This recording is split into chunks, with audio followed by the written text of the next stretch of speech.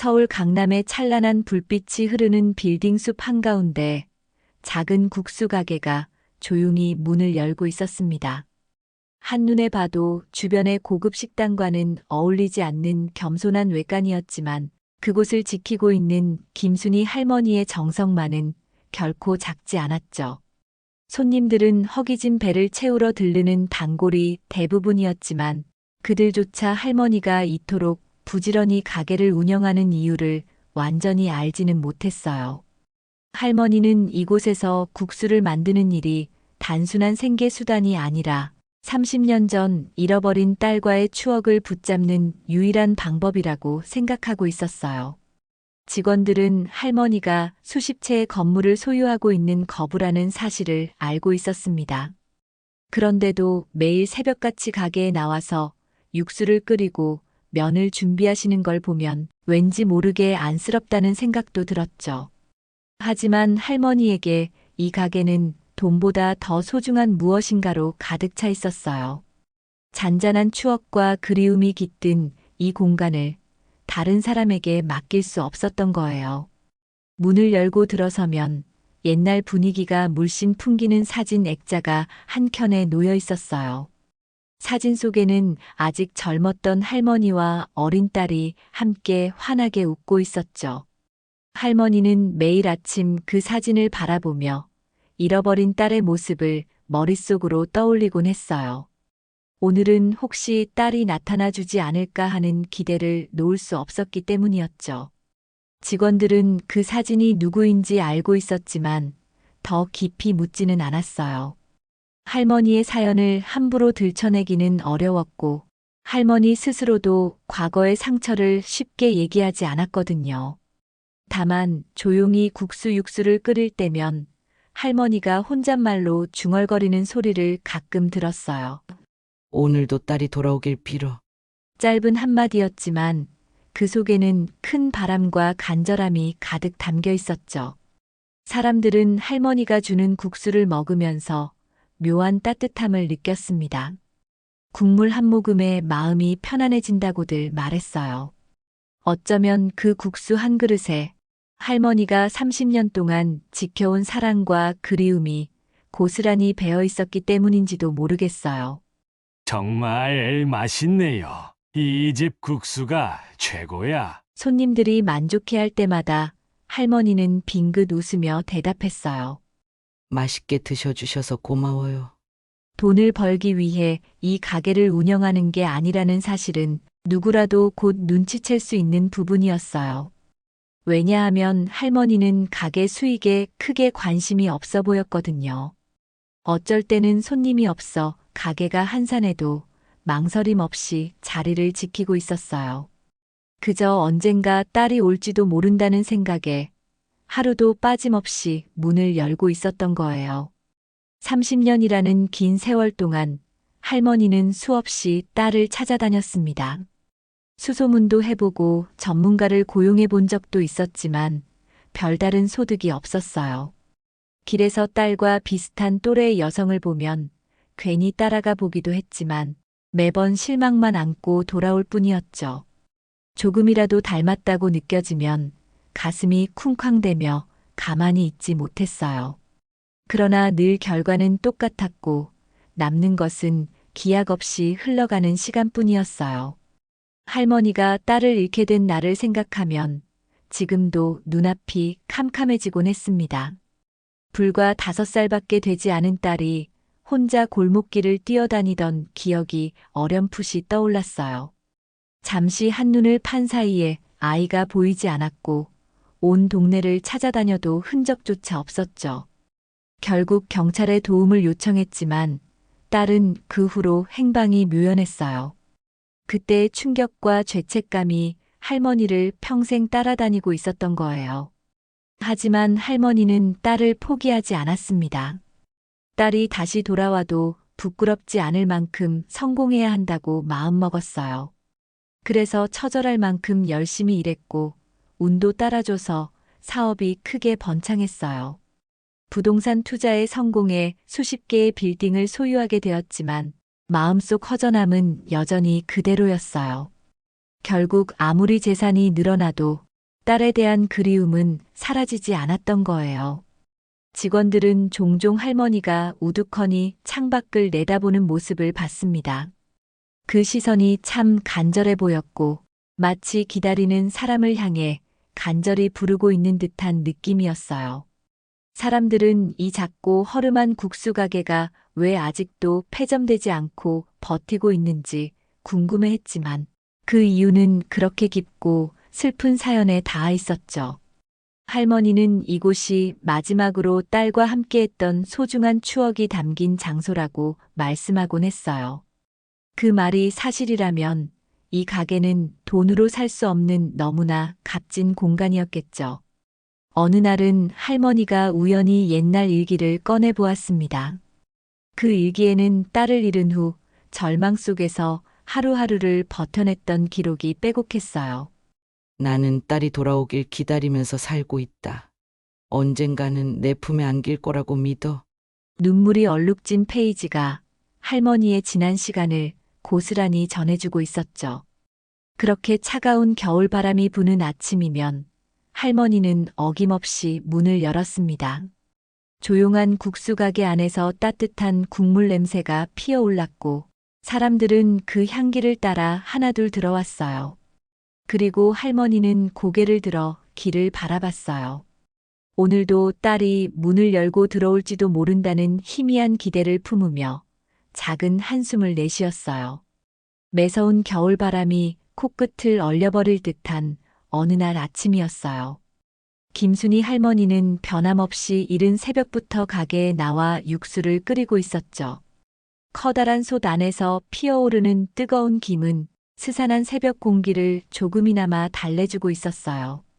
직원들이 문을 열고 들어오자 할머니는 늘 그렇듯 밝은 목소리로 인사를 건넸습니다. 오늘도 좋은 하루 보내요. 손님들께 따뜻한 국수 대접합시다.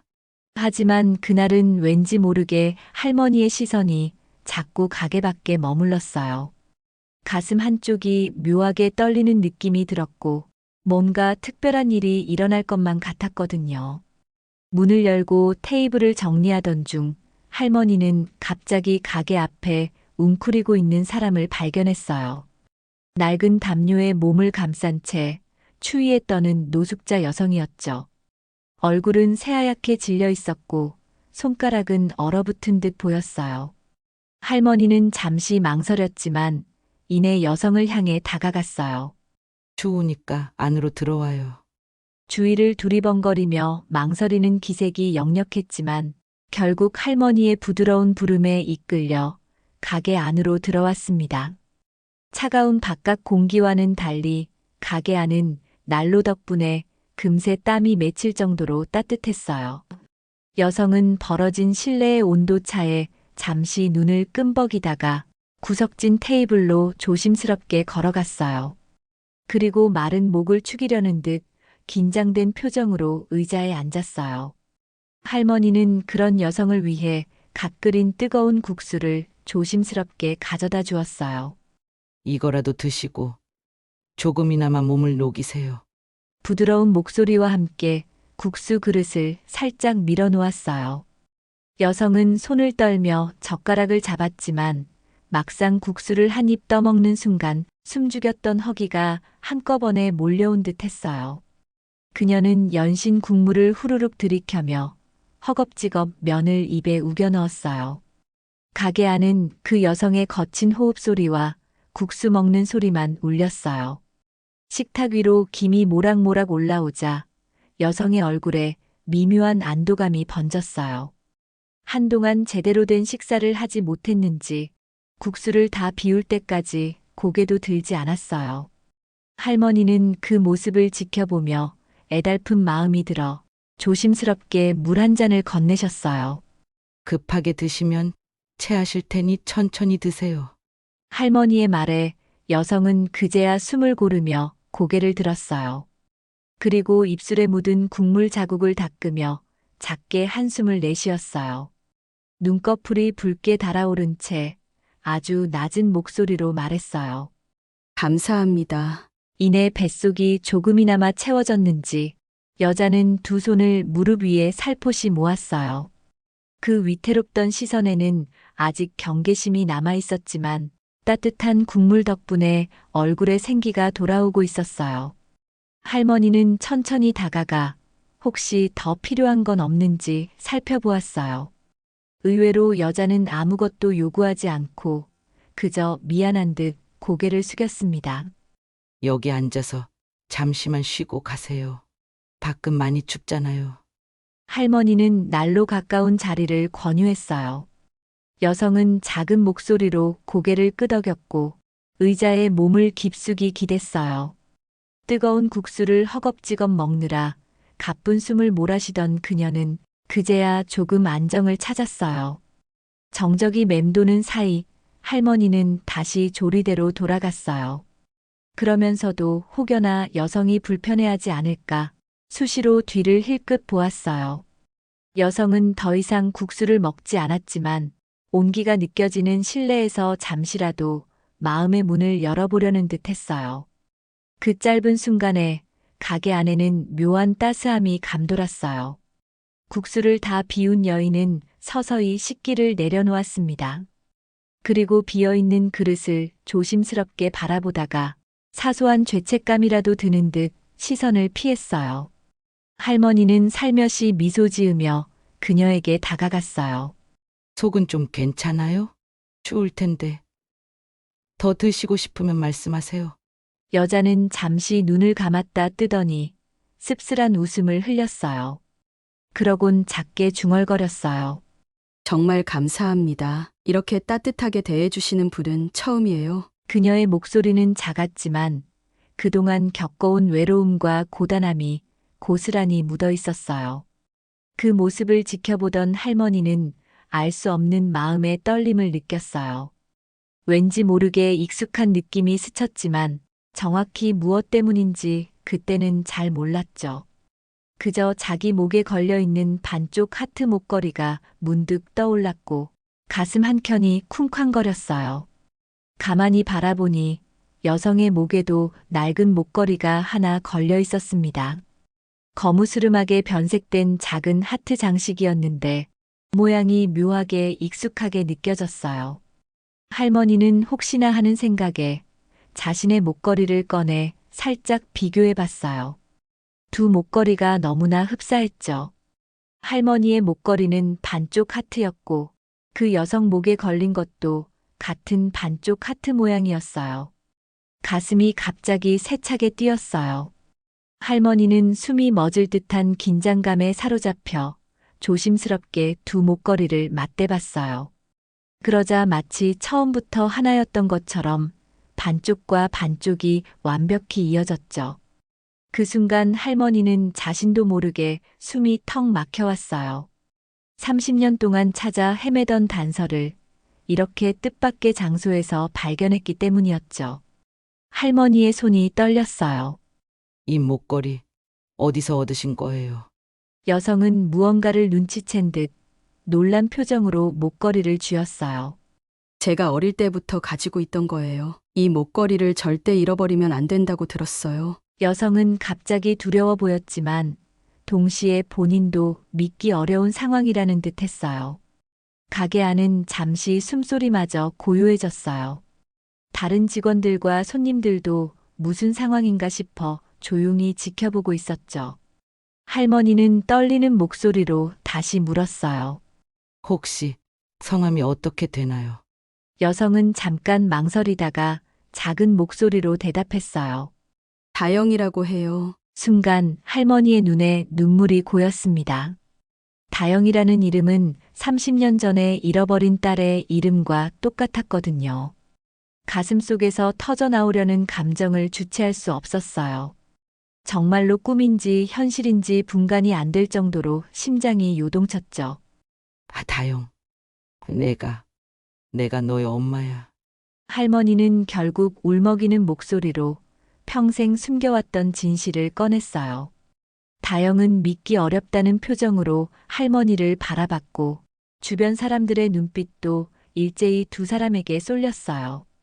그 짧은 순간 가게 안은 마치 시간이 멈춘 듯 정적에 휩싸였어요.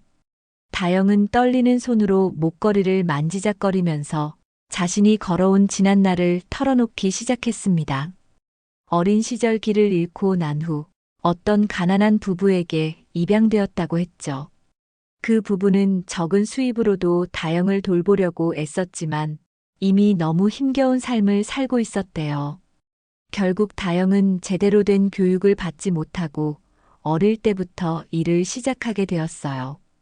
불우는 계속 이어져 양부모님은 병에 걸려 세상을 떠나셨고 남은 재산마저 사기를 당해 전부 잃었다고 했어요. 그때부터 정거리에서 지낼 수밖에 없었어요. 노숙자 쉼터나 지나가는 사람들의 도움에 의존했죠. 다영은 고개를 떨구며 말했어요. 하지만 자기 목에 걸려있던 이 반쪽 하트 목걸이는 끝까지 놓지 않았다고 했죠. 어렴풋이 어렸을 때 누군가에게서 선물 받은 것 같다는 기억이 남아 있었대요. 그러나 그 사람이 누구였는지, 왜 자신에게 이걸 주었는지는 전혀 생각나지 않았다고 했어요. 다영의 이야기를 듣는 동안 할머니는 계속 눈물을 훔쳤습니다. 딸이 이렇게 험난한 삶을 살아온 걸 상상도 못했기 때문이었죠. 한편으로는 하늘이 무너지는 심정이었고, 한편으로는 그래도 살아있어줘서 감사하다는 마음도 들었어요. 다영 역시 혼란스러워 보였어요. 갑자기 눈앞에 나타난 사람이 내 친어머니라고 하니 당장 믿기 어려울 법도 했죠. 하지만 목걸이가 두 사람을 연결해주고 있었습니다. 할머니는 다영의 손을 잡고 떨리는 목소리로 말했어요. 우리 집에 옛날 사진들이 많이 있어. 함께 가서 확인해 보면 확실히 알 수 있을 거야. 다영도 양부모님이 돌아가시고 나서는 자신의 뿌리를 알 방법이 전혀 없었기에 마음이 흔들렸어요. 정말 제가 잃어버린 딸일까요? 기억이 없어서. 하지만 목걸이를 보니 저도 심장이 두근거려요. 주변 사람들은 두 사람을 바라보며 눈시울을 붉혔어요. 서로가 가족일지도 모른다는 사실만으로도 보는 이들의 가슴이 뭉클해지는 순간이었어요. 그렇게 다영이와 할머니의 운명적인 재회는 국수가게 안에서 시작되었어요. 길고 긴 30년의 거리를 이 작은 반쪽 하트 목걸이가 순식간에 이어준 거였죠. 할머니는 문득 딸을 처음 잃었을 때의 절망감이 떠올랐어요.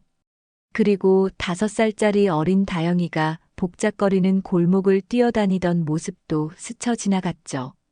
그 기억이 너무나 선명했기에 이 순간이 믿기지 않을 정도로 기적처럼 느껴졌어요. 사람들은 둘을 진심으로 축하해 주었어요. 가게에 있던 직원들과 단골 손님들도 눈물 흘리며 박수를 보냈어요. 다영은 그 자리에서 바로 확신을 가질 수는 없었지만 가슴 한켠에는 알 수 없는 안도감이 피어올랐다고 해요. 잃어버렸던 과거가 서서히 제자리를 찾아가는 기분이 들었죠. 할머니는 다영에게 자신을 엄마라고 부르라고 강요하지 않았습니다. 그저 시간이 필요하다는 걸 알고 있었으니까요. 대신 사진과 기록들을 함께 보면서 천천히 사실을 확인해 나가자고 했어요. 그렇게 가게에는 먹먹한 침묵과 함께 미묘한 희망이 감돌았어요. 길고 추운 겨울이 지나 봄이 오듯 두 사람에게도 새로운 시작이 다가오고 있었죠. 이제 할머니가 매일 아침 품었던 그 기도가 진짜 현실이 되려 하는 순간이었어요. 다영은 할머니를 따라 작은 국수가게 뒤편에 있는 좁은 방으로 들어갔습니다. 가게 안쪽에는 평소에 직원들이 쉽게 드나들지 않는 작은 창고 겸 휴게실이 있었어요. 그 방 한쪽에는 낡은 나무 책장이 놓여 있었는데 그 안에는 과거의 사진들과 앨범, 오래된 서류들이 꽂혀 있었죠. 할머니는 조심스러운 손길로 앨범 하나를 꺼냈어요. 표지는 이미 해지고 바랬지만 그 안에는 가장 소중한 추억이 담겨 있었어요. 여기에 너가 아주 어렸을 때 사진이 있을 거야. 할머니는 떨리는 목소리로 말했어요. 다영은 긴장한 기색이 역력했지만 마음 한구석에서 설명할 수 없는 기대감도 느껴지고 있었어요. 사진 속에서 정말로 자신의 어린 모습이 나타난다면 그동안 잃어버렸던 퍼즐 조각들이 맞춰질 테니까요. 앨범을 펼치자 가장 먼저 눈에 들어온 것은 가족 사진이었어요. 할머니가 아직 젊었을 때 환하게 웃고 있는 모습이 선명히 남아 있었어요. 그리고 그 옆에는 5살쯤 되어 보이는 어린 딸이 동그란 눈을 반짝이며 서 있었죠. 다영은 그 아이의 얼굴을 본 순간 가슴 깊숙한 곳에서 무언가 울컥하고 솟아오르는 느낌을 받았어요. 바로 이 아이가 너야. 할머니는 울음을 삼키며 사진 속 꼬마를 가리켰습니다. 다영은 사진 속 자신을 바라보면서 머릿속 어딘가에서 희미하게 떠돌던 기억의 파편들이 한순간에 밀려드는 것 같았어요. 목걸이를 선물로 받았던 생일날의 모습도 담겨 있었는데 다영은 거기서 지금 자신의 목에 걸려 있는 그 반쪽 하트 목걸이를 확인할 수 있었죠. 사진을 천천히 넘길 때마다 다영은 잊고 있던 어린 시절의 장면들을 마주하게 되었어요. 특히 5살 생일 파티 사진에서는 작은 케이크와 반짝이는 초, 그리고 행복한 표정으로 목걸이를 받아든 아이가 고스란히 찍혀 있었어요. 그 아이가 바로 자신이라는 사실이 믿기지 않았지만 동시에 가슴속으로 맞아 나였어라고 속삭이는 것 같았어요. 정말 제가 맞네요. 다영은 손을 떨며 사진을 쓰다듬었어요. 딱딱하게 얼어있던 마음이 조금씩 풀어지며 할머니를 향한 묘한 친근감이 생겼어요. 하지만 한편으로는 서툰 감정이 복잡하게 뒤엉켜 있었습니다. 할머니는 앨범을 다영에게 건네주면서 조금이라도 더 많은 추억을 확인해주고 싶었어요. 다영은 아무 말 없이 앨범의 페이지를 한 장씩 넘겼어요. 잃어버린 기억이 하나씩 되살아날 때마다 자신의 삶이 온전히 이어져 있는 느낌이 들었죠. 그리고 앨범 구석에 끼워져 있던 편지 하나가 눈에 들어왔어요. 낡은 봉투에 다영에게라고 적혀 있었는데 필체가 할머니의 것과 흡사해 보였어요. 다영은 혹시 이 안에 무슨 사연이 담겨 있는지 궁금해졌어요. 이건 뭔가요? 다영이 조심스럽게 물었어요. 할머니는 그 편지를 보면서 한숨을 내쉬었어요. 너를 잃고 나서 혹시나 나중에 찾게 되면 전해주려고 써둔 편지야. 정말 못 찾을 수도 있겠지만 그래도 언젠가 너가 읽어줬으면 해서. 다영은 봉투를 열고 안에 들어있던 편지를 꺼냈습니다. 편지는 생각보다 짧았지만 글자 하나하나에 할머니의 절실함이 묻어났어요. 사랑하는 다영아. 엄마는 너를 잃고 너무나 미안하고 보고 싶어. 어디선가 잘 지내고 있을 거라 믿고 오늘도 가게 문을 열어. 그리고 매일 기도해. 언젠가는 꼭 만나길 바래. 다영은 그 편지를 다 읽기도 전에 눈물을 쏟았어요. 글씨 사이사이에는 30년이라는 세월 동안 조금씩 바래버린 잉크가 고스란히 배어 있었어요. 눈물이 종이에 떨어져 번질 때마다 할머니의 지난 삶이 얼마나 힘들고 외로웠을지 절실히 느껴졌어요. 엄마, 다영은 자신도 모르게 할머니를 그렇게 불렀어요. 처음으로 무의식 중에 튀어나온 호칭이었지만 놀랍도록 자연스러웠어요. 할머니는 울면서도 환한 미소를 지었어요. 다영아, 이제 우리 다시는 헤어지지 말자. 그 순간 두 사람은 서로를 꼭 끌어안았습니다. 가게 뒤쪽 낡은 창고 방 안에서 작지만 깊은 재회가 이루어졌던 거예요. 오랜 시간 쌓인 그리움과 상처가 한꺼번에 터져나와 방 안에는 흐느끼는 소리만 가득했어요.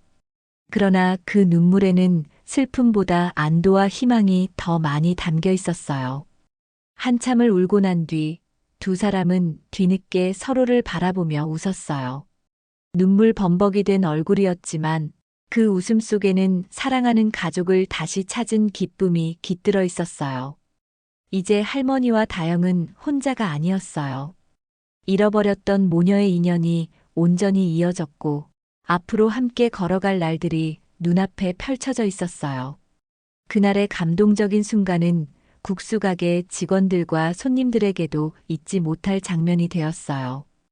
작은 가게 안에서 두 사람이 포옹하는 모습, 그리고 서로를 부르며 눈물을 흘리는 모습은 모두에게 깊은 인상을 남겼죠. 비록 더디고 어려웠지만 기적 같은 재회는 이렇게 현실이 되었다고들 말했어요. 할머니는 다영을 병원으로 데려가겠다고 결심했어요. 길에서 오래 지낸 탓에 다영의 건강 상태가 많이 좋지 않을 거라고 생각했기 때문이었어요. 다영도 그런 할머니의 제안을 받아들였어요. 자신의 몸이 얼마나 망가져 있는지 스스로도 잘 알고 있었기 때문이었죠. 우선 건강부터 되찾아야 해. 걱정하지 마. 아무리 비용이 들더라도 엄마가 다 해줄게. 할머니는 단호한 목소리로 말했어요. 다영은 그런 할머니의 말에 부담스러움을 느끼면서도 이상하게 마음이 따뜻해졌어요. 남에게 기대거나 도움받는 일에 익숙하지 않았는데 가족이라는 존재가 이렇게 든든한 건가 싶었죠. 병원 검진 결과 다영은 영양실조와 각종 영양 결핍 증상이 심각하다는 진단을 받았어요. 노숙 생활 동안 제대로 된 음식을 먹지 못했고 추운 거리에서 지낸 시간이 길었기 때문이었어요. 다영은 수액 주사를 맞으면서 병실 침대에 누워 창밖을 물끄러미 바라보았어요. 그래도 이제는 갈 곳이 생겼구나 하는 안도감과 정말 내가 엄마를 만난 게 맞나 하는 비현실감이 교차했어요. 할머니는 다영의 병실에 머물며 옆을 지켰습니다. 직원들에게는 가게를 잘 운영해달라고 당부했고 혹시 급한 일이 생기면 전화하라고 했어요.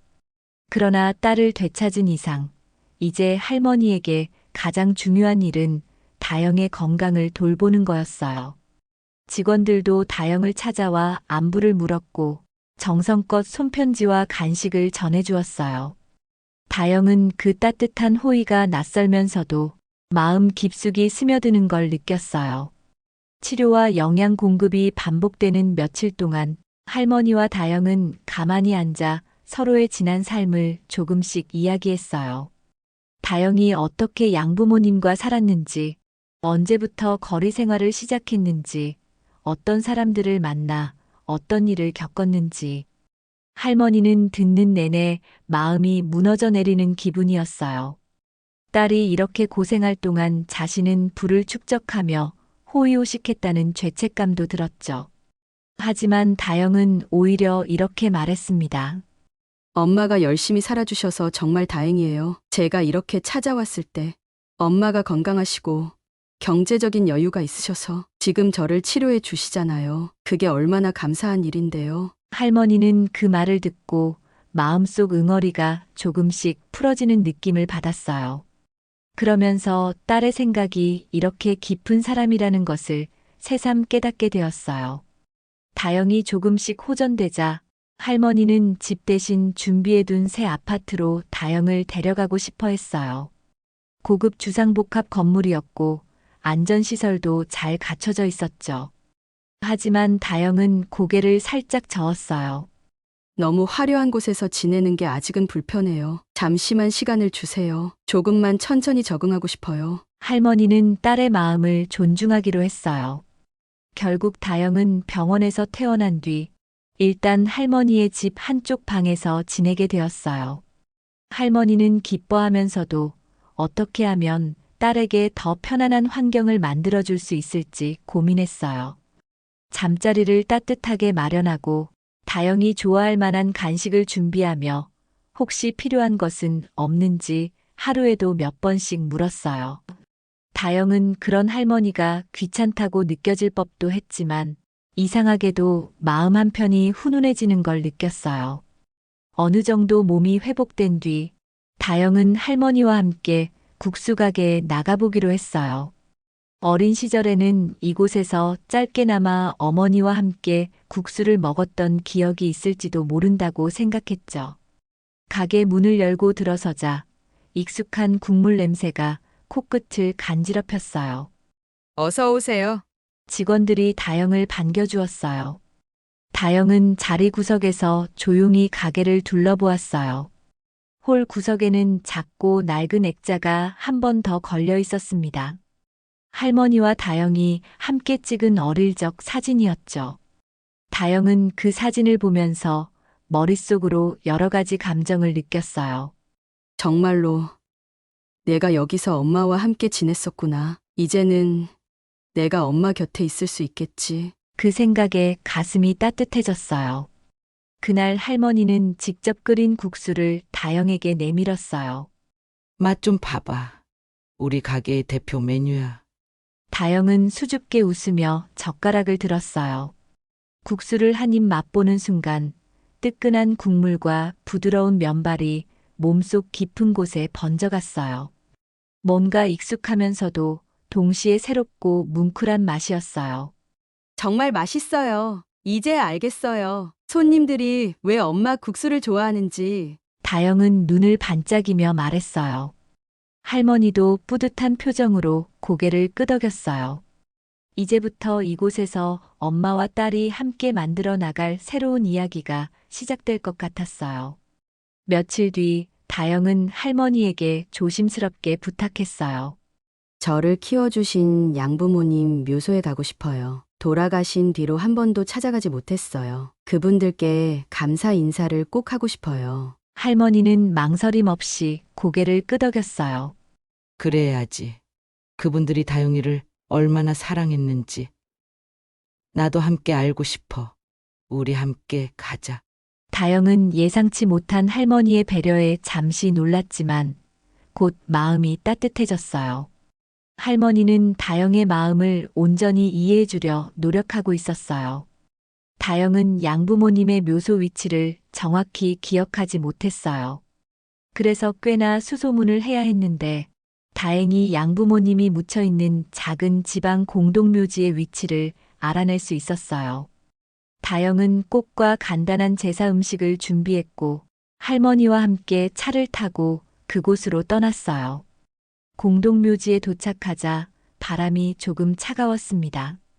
다영은 묘소 앞에 서서 묵묵히 한동안 고개를 숙였어요. 한참 뒤에야 입술을 열어 양부모님을 향해 작은 목소리로 인사를 건넸어요. 아버지, 어머니, 저 다영이에요. 너무 늦게 찾아왔죠. 그동안 죄송했어요. 여기 엄마 친엄마랑 같이 왔어요. 할머니는 뒤에서 조용히 지켜보다가 양부모님 묘소를 향해 살짝 절을 했어요. 정말 감사해요. 제가 못 지켜준 제 딸을 당신들이 따뜻하게 돌봐주셨다고 들었어요. 이 은혜는 평생 잊지 않을 거예요. 그 순간 할머니와 다영은 서로의 시선을 마주쳤어요. 할머니는 다영이 보여주는 슬픈 얼굴을 가만히 감싸주며 작게 속삭였어요. 이제는 내가 함께 할 거야. 하지만 그렇다고 해서 양부모님이 주신 사랑을 잊어서는 안 되겠지. 그분들도 분명 다영이를 정말 아꼈을 거야. 다영은 눈물을 글썽이며 고개를 끄덕였어요. 자신에게 사랑을 주고 비록 힘겨웠지만 최선을 다해 키워준 양부모님께 마음 깊이 감사했고 이제는 친어머니도 곁에 있으니 더없이 든든했어요. 두 사람은 정성껏 묘소를 정리하고 준비해온 음식을 올려놓았어요. 바람이 부는 속에서도 두 사람의 진심이 전해지듯 주변이 잔잔한 분위기로 가라앉았어요. 다영은 양부모님께 속삭였어요. 걱정 마세요. 저 이제 잘 지낼 거예요. 이제부터는 친엄마랑 혼자가 아니니까 정말 고마웠어요. 묘소를 돌아보고 나오는 길에 다영은 할머니 손을 꼭 잡았어요. 엄마 함께 와주셔서 고마워요. 할머니는 고개를 흔들며 미소 지었어요. 나야말로 이런 기회 줘서 고맙지. 내 딸을 보살펴 주신 분들께 감사 인사를 드릴 수 있었으니 그날 이후로 다영은 마음 한구석에 남아있던 죄책감과 미련을 조금씩 내려놓았어요. 양부모님을 제대로 추모하고 감사 인사를 드렸다는 사실만으로도 마음이 한결 편해졌어요. 할머니 역시 딸이 스스로 가슴속 아픔을 치유해 나가는 과정을 지켜보며 기쁘게 느꼈어요. 시간이 흐르며 다영은 점차 건강을 되찾았어요. 한때는 길에서 지내며 악화된 몸 상태가 심각했지만 제대로 된 치료와 충분한 휴식 덕분에 활력을 되찾아가고 있었죠. 늘어난 기력이 미안할 정도라며 다영은 가만히 웃었어요. 할머니는 그런 다영에게 조금 더 편안한 생활 환경을 제공하고 싶어 했지만 다영은 너무 과한 호사를 누리고 싶지 않다고 말했어요. 난 엄마랑 국수 가게에서 함께 지내는 것만으로도 충분해요. 물론 엄마가 마련해 주신 집에도 언젠가 들어가겠지만 지금은 이게 좋아요. 다영은 아침마다 할머니와 함께 가게로 출근했어요. 가게 청소도 거들고 손님들에게 물도 내오고 주방 일도 살짝 배워가면서 작은 보탬이 되고 싶다고 했어요. 처음엔 익숙지 않아 실수도 잦았지만 할머니는 그런 다영을 곁에서 따뜻하게 지켜봐 줬어요. 가게 직원들은 다영이 할머니의 친딸이라는 사실을 알고 진심으로 환영해 줬어요. 노숙 생활을 했던 과거 때문에 편견을 갖는 사람도 있을 법했지만 다영이 보여주는 밝은 태도와 정직함에 자연스럽게 마음을 열었어요. 다영은 그들의 배려에 감동하면서 하루하루 열심히 적응해 나갔어요. 손님들 역시 다영의 존재를 알아가며 국수 가게에 깃든 사연을 조금씩 전해 듣게 되었어요. 어느 날 가게에는 낯익은 얼굴의 노숙자들이 찾아왔습니다. 다영이 과거에 함께 지내던 사람들이었죠. 바깥 추위에 지친 표정으로 문을 열고 들어온 그들은 다영을 보고 깜짝 놀랐어요. 너 어떻게 된 거야?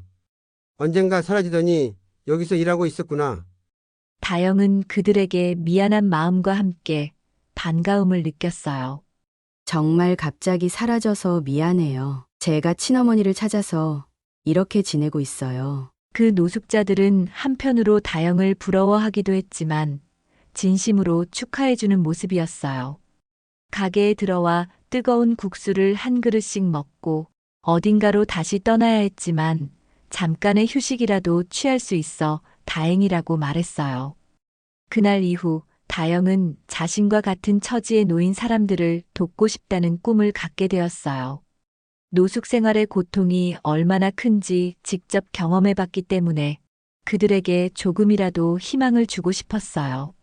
할머니는 그런 다영의 마음을 전적으로 응원했어요. 언제든 너가 뭔가 하길 원하면 엄마가 도울게. 너가 하려는 일이 어디든 내가 지지해 줄 거야. 이렇게 모녀는 서로에게 없어서는 안 될 존재가 되어가고 있었어요. 30년이라는 긴 세월의 공백이 무색할 정도로 둘은 빠르게 마음을 나누고 있었어요. 물론 다영의 지난 상처가 하루아침에 완전히 사라지는 것은 아니었어요. 하지만 할머니의 따뜻한 보살핌과 양부모님에 대한 깊은 감사, 그리고 가게 직원들과 손님들의 응원 덕분에 조금씩 아물어가는 중이었죠. 국수 가게에는 예전보다 훨씬 활기가 감돌았어요. 할머니 혼자서 가게를 지킬 때에는 조금 쓸쓸해 보이던 자리들이 이제는 다영이 함께하면서 웃음소리로 가득 찼어요. 다영이 손님들을 맞이할 때에도 자연스럽게 밝게 인사했고 가게 분위기가 훨씬 따뜻해졌다고들 말했어요. 그렇게 모녀가 함께 만든 국수 한 그릇에는 할머니의 지난 세월과 다영의 새로운 희망이 녹아 있었어요. 홀을 가득 메운 손님들은 그 맛에 감동했어요. 이 가게엔 뭔가 다른 힘이 있는 것 같아. 이 국물도 그렇고 뭔가 감동적인 맛이야. 다영은 그 말에 살짝 부끄러워하며 웃으면서도 내심 뿌듯했어요. 비록 큰 욕심 없이 시작한 삶이지만 이제는 엄마 곁에서 나도 뭔가 기여할 수 있구나라는 보람을 느꼈거든요.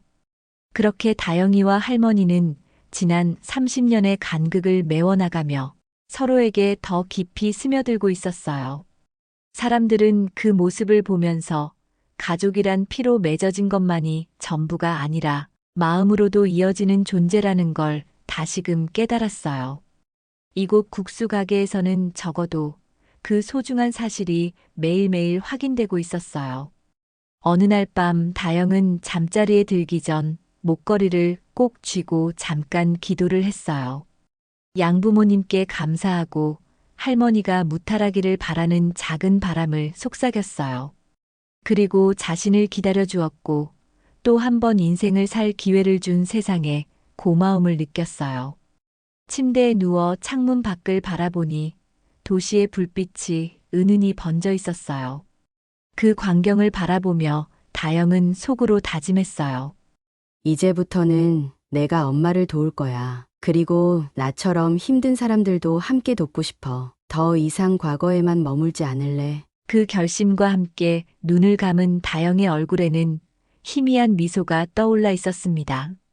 새벽이 되면 다시 따뜻한 국수 냄새가 가게 안을 채울 테고 할머니는 여느 때처럼 다영을 반겨줄 거예요. 긴 겨울을 지나 꽃이 피어나듯 두 사람의 새로운 시작은 그렇게 차근차근 무르익어 가고 있었어요. 하루하루가 지나면서 다영은 자신에게 주어진 인연이 얼마나 감사한 것인지 깨닫고 있었어요. 처음에는 이 모든 게 꿈 같았지만 이제는 분명한 현실이라는 걸 알게 되었어요. 가게에 찾아오는 손님들도 어느새 다영에게 익숙하게 말을 걸었어요. 오늘도 밝아 보이네요. 몸은 좀 괜찮아졌어요. 다영은 웃으며 대답했어요. 네, 덕분에 많이 좋아졌어요. 이제 열심히 살아보려 해요. 이렇듯 국수 가게는 더 이상 할머니 혼자의 공간이 아니었습니다. 모녀가 함께 일구는 공간이 되었고 새로운 희망이 움트는 곳이 되었죠. 앞으로도 어떤 일이 있을지 모르지만 서로에게 힘이 되어줄 사람을 찾았다는 사실만으로도 두 사람은 충분히 행복해하고 있었어요. 그렇게 30년 만에 재회한 모녀는 삶의 무대를 같은 곳에 맞추고 함께 걸어가는 길을 선택했어요. 때로는 눈물이 나더라도 서로 손을 맞잡고 있으면 두려울 게 없을 것 같았어요. 이제는 그리운 시간보다 함께 보낼 시간이 더 많이 남았다는 사실에 마음이 벅차올랐어요. 두 사람이 맞이하는 아침은 어느 때보다도 밝았어요. 할머니는 국수 가게 문을 열면서 늘 하던 인사를 다영과 함께 나누었어요. 오늘도 우리 손님들 배를 든든하게 채워줘요. 다영아, 면 삶는 법도 알려줄게. 다영은 활짝 웃으며 대답했어요. 네, 엄마, 이제 제가 엄마 도울게요. 그 하루가 행복으로 가득 찰 거라는 예감이 두 사람을 감싸고 있었어요. 서로 옆에 있다는 사실만으로도 어제보다 나은 오늘을 꿈꿀 수 있으니까요. 모녀는 그렇게 새로운 시작과 화해의 시간을 함께 맞이했어요. 과거의 상처는 조금씩 아물고 미래에 대한 희망이 조금씩 커져갔어요. 바로 그것이 할머니와 다영이 찾은 진정한 가족의 의미였어요. 어느 날 아침이었어요. 다영은 출근 준비를 하던 중 예전 노숙자 시절을 함께 겪었던 이들의 얼굴을 떠올렸어요. 길 위에서 만났던 사람들의 상처와 고통이 생각났고 그들을 위해 무언가 해줄 수 없을까 고민했어요. 국수 가게 일에 어느 정도 익숙해진 지금 조금 더 적극적으로 손을 내밀어 보고 싶었어요. 할머니는 다영의 생각을 듣고는 고개를 끄덕였어요. 좋아. 사실 나도 늘 그런 마음이 있었어. 가게에 찾아와 국수 한 그릇이라도 따뜻하게 먹고 가는 사람들이 많아지길 바랬어. 다영은 자신의 경험을 살려 노숙인들을 체계적으로 도울 방법을 고민했습니다. 단순히 국수 한 그릇을 주는 것에 그치지 않고 그들이 다시 사회로 나아갈 수 있도록 돕고 싶었어요. 가게 안에서 일을 배울 수도 있고 방 한 칸이라도 마련해 준다면 어떨까 하는 생각도 했어요. 국수 가게 직원들은 그 이야기에 적극적으로 공감했어요. 누구보다도 할머니가 한결같이 베풀어온 따뜻함을 잘 알고 있었기 때문이었어요. 며칠 후 다영과 할머니는 작은 모임을 열었어요. 가게 직원들과 뜻이 맞는 사람들을 초대해 노숙인 자활 지원 프로그램을 구체적으로 논의했어요. 자금은 할머니의 재산 중 일부를 활용하면 충분할 것 같았어요. 하지만 가장 중요한 건 체계적으로 그들을 돕고 함께 성장할 방안을 마련하는 거였어요. 가게에서 무료급식을 진행하는 건 어떨까요? 단순히 음식만 나누는 게 아니라 그들에게 필요한 정보나 상담도 병행하면 좋겠어요. 다영이 이렇게 제안했어요. 할머니는 손뼉을 치며 호응했어요. 정말 좋지. 우리 가게에서 국수를 대접해 드리고 다영이가 상담도 해주면 효과가 클 거야. 직원들은 구체적인 실행 방안을 마련하기 시작했어요. 무료 급식소를 어떻게 운영할지, 어떤 메뉴를 제공할지, 누구와 협력할지 등을 하나씩 정했어요. 평소에는 장사가 바빠서 힘들 거라고 생각했지만 막상 시작해보니 서로가 열정적으로 임했어요. 힘든 시절을 직접 경험해본 다영이 중심이 되어 움직이니 일의 설득력이 커졌어요. 몇 주 뒤 국수가게 한켠에서 공식적으로 무료 급식소가 시작됐습니다. 포스터를 붙이고 지역 사회복지단체와도 연계해서 노숙인들에게 소식을 알렸어요. 가게를 찾은 이들은 따뜻한 국수 한 그릇을 받아들고 잠시나마 쉴 수 있는 공간에 고마움을 느꼈어요.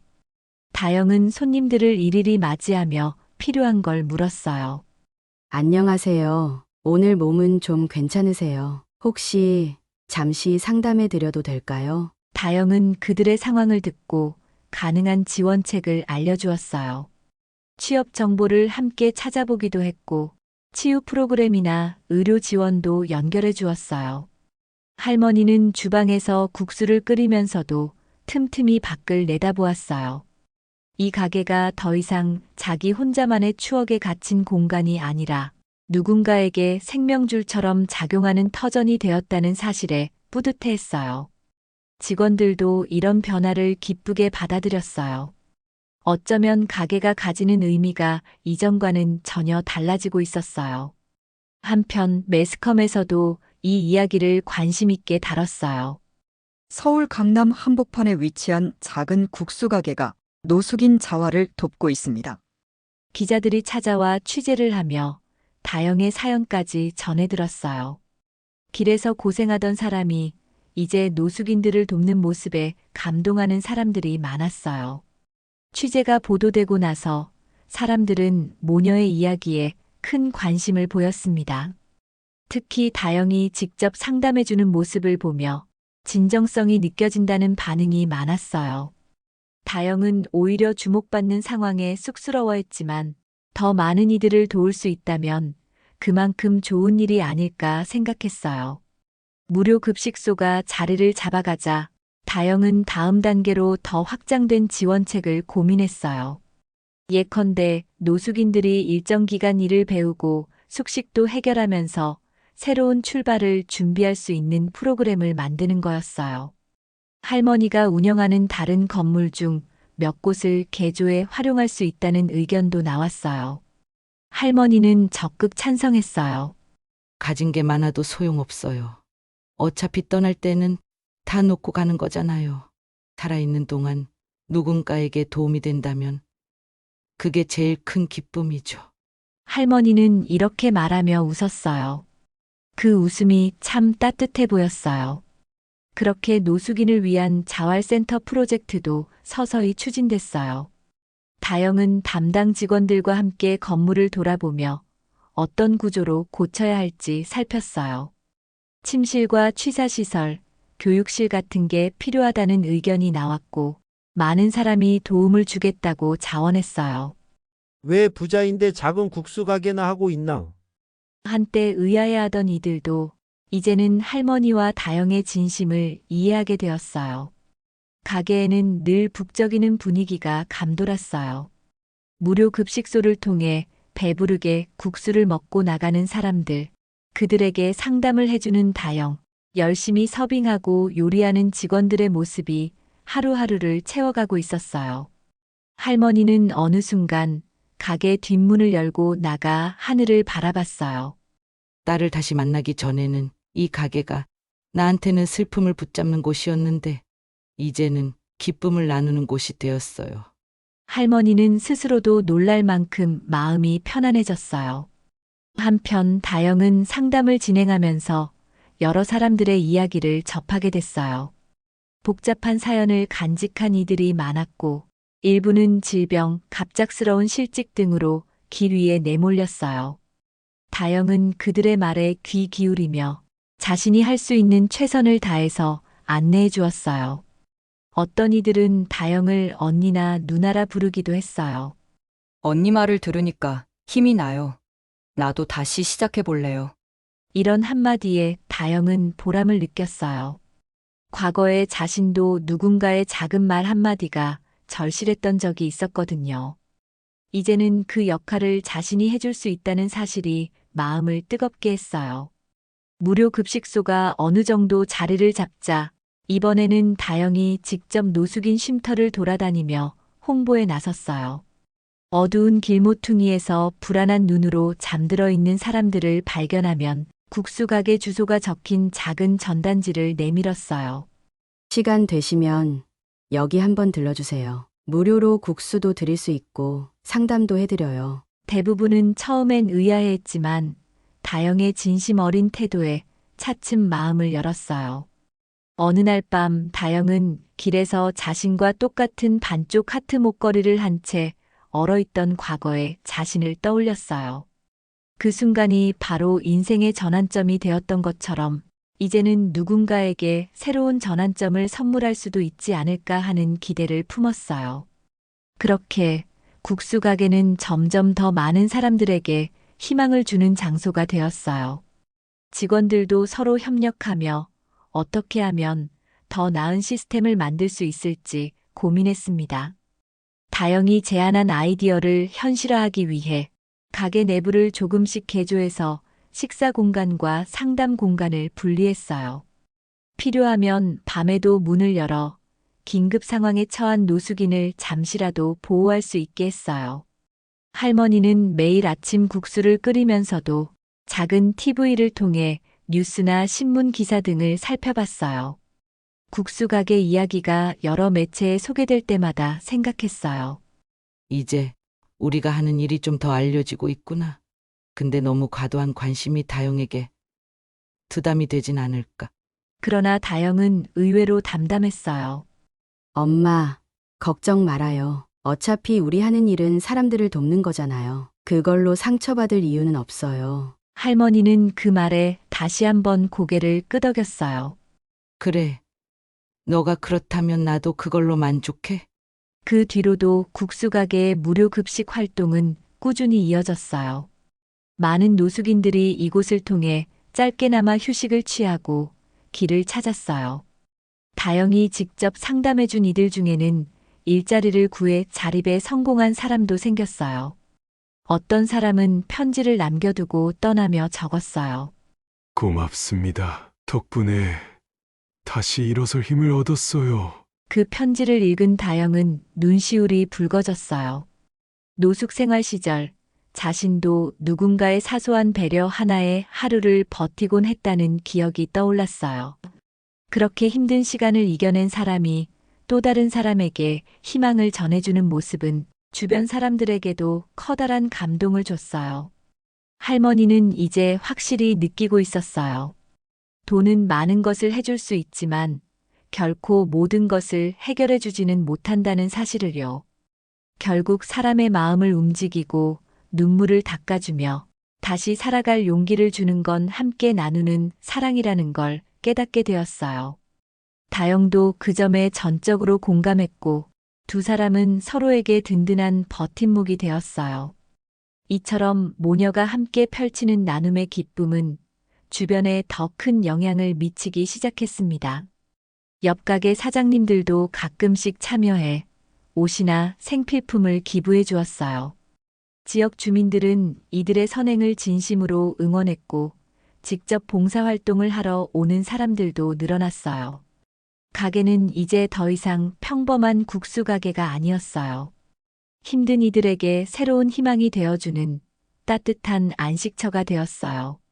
할머니와 다영은 눈 맞춰 웃으며 말했어요.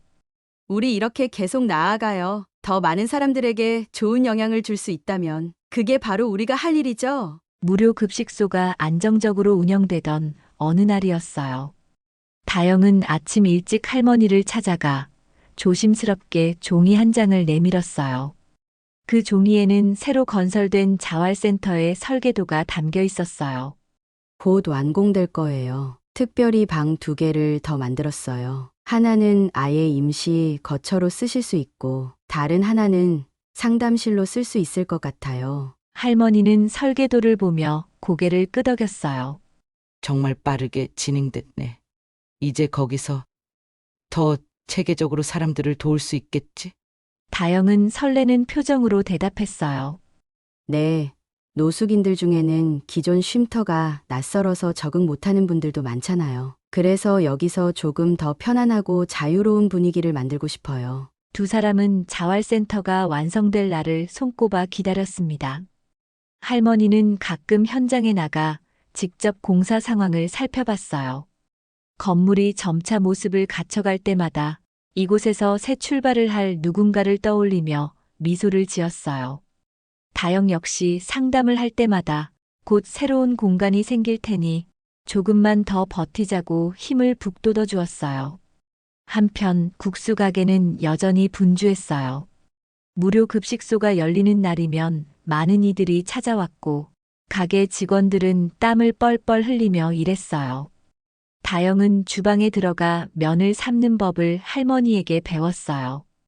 양이 많으면 힘들지 않을까 걱정도 됐지만 막상 배워보니 생각보다 재미를 느꼈어요.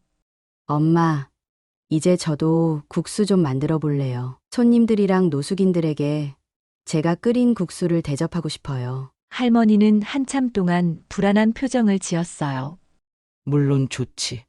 그렇지만 뜨거운 물이라 위험하니까 조심해야 해. 다영은 밝게 웃었어요. 걱정 말아요. 손 대이지 않게 조심할게요. 시간이 흐르면서 다영의 국수 실력도 할머니를 어느 정도 따라잡게 되었어요. 직원들은 다영이 만든 국수를 먹어보며 칭찬했어요.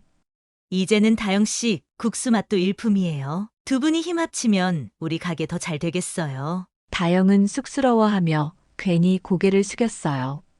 하지만 속으로는 기쁜 마음을 숨길 수가 없었어요.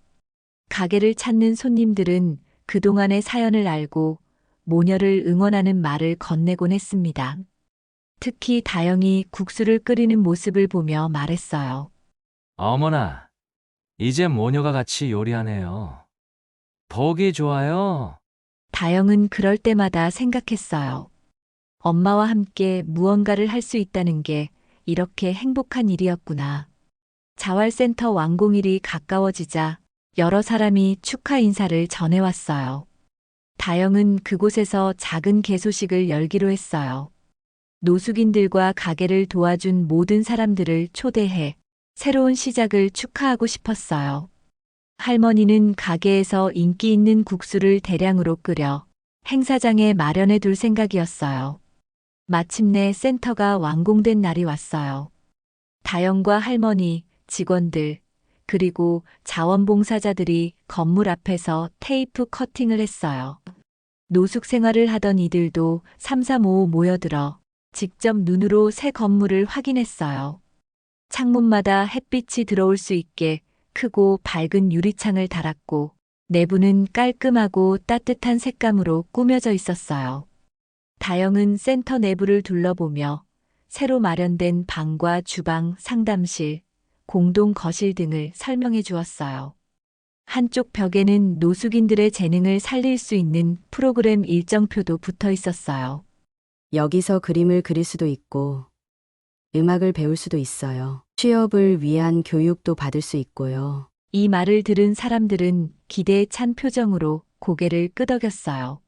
다영 씨, 정말 고마워요. 이런 곳이 생겨서 우리도 새로운 기회를 얻을 수 있겠네요. 몇몇 사람은 눈물을 글썽이며 감사 인사를 전했습니다.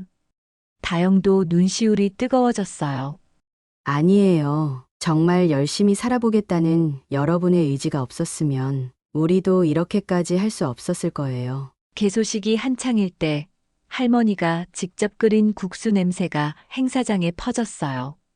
사람들은 줄을 서서 국수를 담아갔고 서로 건배나 다름없는 잘 먹겠습니다라는 말로 마음을 나누었어요. 거창한 행사 음식은 아니었지만 그날만큼은 국수 한 그릇이 모두에게 대단한 축하주처럼 느껴졌어요. 할머니는 그 모습을 지켜보며 흐뭇해했어요. 잠시 후 다영이 마이크를 들었어요. 많은 이들이 조용히 귀를 기울였어요.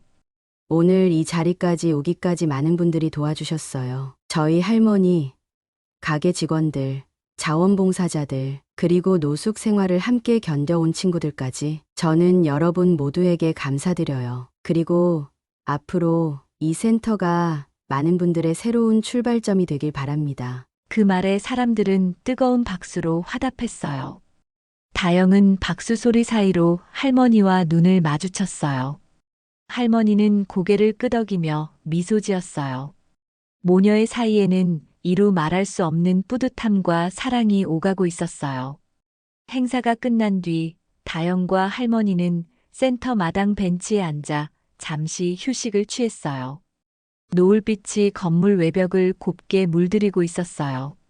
다영은 조용히 속삭였어요. 엄마, 정말 꿈만 같아요. 노숙 생활을 하던 제가 이렇게 많은 사람들과 함께 새로운 걸 만들 수 있다니 엄마를 만난 게 저에겐 기적이었어요. 할머니는 다영의 손을 꼭 잡았어요. 나도 그래. 딸을 다시 만나고 이렇게나 많은 이들과 사랑을 나누다니 모든 게 감사합니다. 바람이 솔솔 불어와 두 사람의 머리카락을 가볍게 흔들었습니다. 너무나 평화로운 풍경이었어요. 서로를 향한 마음이 30년의 세월을 뛰어넘어 이제서야 완성된 듯한 기분이 들었어요. 가게로 돌아온 뒤 다영과 할머니는 그날의 감동을 되새기며 국수를 한 그릇씩 먹었어요. 정말 맛있어요. 엄마가 만들어준 국수 평생 못 잊을 거예요. 다영은 젓가락을 들고 국수를 후루룩 먹으며 웃었어요.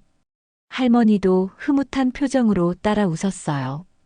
그렇게 모녀의 일상은 더없이 평범하면서도 한편으로는 특별한 날들이었어요. 서로 옆에 있다는 사실만으로도 벅찬 기쁨이었고 함께 땀 흘려 일하며 사랑을 나누는 매 순간이 소중했어요. 두 사람에게 국수 가게는 이제 진정한 의미의 가족의 식탁이 되었고 센터는 새로운 희망을 꽃피우는 나눔의 터전이 되었어요. 거리를 거닐다 보면 다영은 예전처럼 힘겹게 떠돌던 이들을 발견하곤 했습니다. 그럴 때마다 망설임 없이 다가가 말했어요. 우리 가게로 와요. 국수 한 그릇이라도 드시면서 천천히 이야기해봐요. 누군가는 그 호의에 고마워했고 누군가는 의심 섞인 눈초리를 보냈지만 다영은 여전히 꾸준히 손을 내밀었어요. 할머니와 다영이 함께 서 있는 국수 가게 앞 풍경은 늘 그렇게 따스했어요. 가끔씩 갈등이나 어려움이 생기기도 했지만 그때마다 서로의 의지가 되어주며 해결해 나갔어요. 그게 모녀가 30년의 그리움을 넘어 다시 만난 이유인 것처럼 느껴졌어요. 어느 해 가게를 찾은 손님이 말했어요. 이 가게의 국수를 먹으면 마음이 편안해져요. 다영과 할머니는 살짝 마주보고 웃었어요. 사랑으로 끓여낸 국수 한 그릇, 그리고 그 국수에 담긴 이야기가 더 넓은 세상까지 퍼져나가고 있다고 믿었어요. 이제 모녀에게 가장 큰 행복은 누군가가 국수 한 그릇을 다 먹고 난 뒤 밝은 표정으로 돌아가는 장면을 바라보는 일이었어요. 그것은 완성된 사랑의 한 조각이었고 또 다른 새로운 시작이기도 했어요. 그렇게 할머니와 다영은 국수 가게 안팎에서 여전히 수많은 사람들과 따뜻한 인연을 이어가고 있었어요. 강남 한복판에서 시작된 작은 기적은 이제 많은 이들에게 기쁨과 용기를 전해주는 커다란 움직임으로 자라났어요. 그리고 그 중심에는 반쪽 하트 목걸이로 이어진 할머니와 다영이 단단히 손을 잡은 채 서 있었어요. 끝없이 이어질 것 같은 이들의 이야기는 앞으로도 더욱 깊이 있고 아름다운 모습으로 계속될 거라고 사람들은 확신했어요. 왜냐하면 그 이야기는 이미 두 사람만의 것이 아니라 세상을 더 따뜻하게 바꾸어가는 모든 이들의 마음속에도 자리 잡았기 때문이었어요. 그날 밤 다영은 목걸이를 손끝으로 살며시 만지며 할머니에게 작게 속삭였습니다. 엄마, 우리 내일도 국수 많이 끓여서 다 함께 먹어요. 할머니는 다영의 눈동자를 바라보며 조용히 웃었어요. 그리고 단 한마디로 대답했어요. 그래. 내 딸아.